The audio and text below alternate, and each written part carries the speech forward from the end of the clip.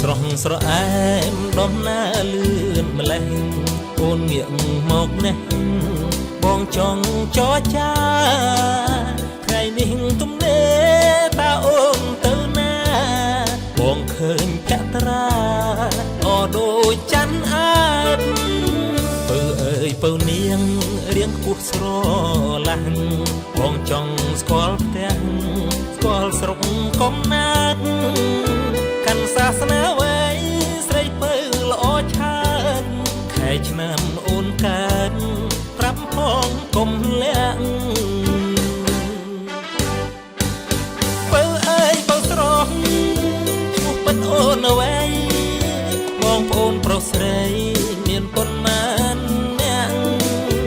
នាងនៅទំនេរឬមានគេស្ម័គ្រសូមស្រវលាក់វាចាប្រាប់លៀមបើតាមបងស៊ូអ្នកនៅក្បែរភូមិគេប្រាប់ថាអូនឈ្មោះថាស្រីនាងចរិយាមាយាទសមរូបសមរាងសន្តានព្រៀងលៀនសរសើរគ្រប់គ្នា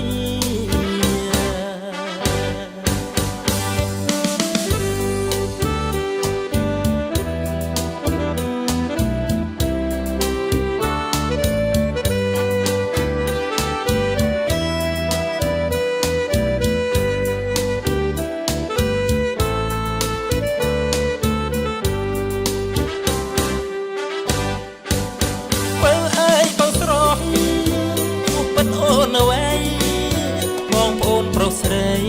មានប៉ុន្មានអ្នកនាងនៅទំនេ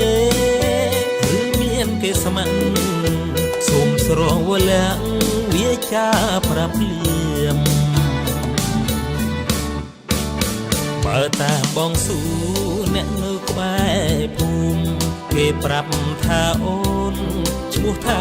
ស្រីនាងចរិយាមាយាទសមរូបសមរាងសន្តានព្រៀងលៀនសរសើរគ្រប់គ្នា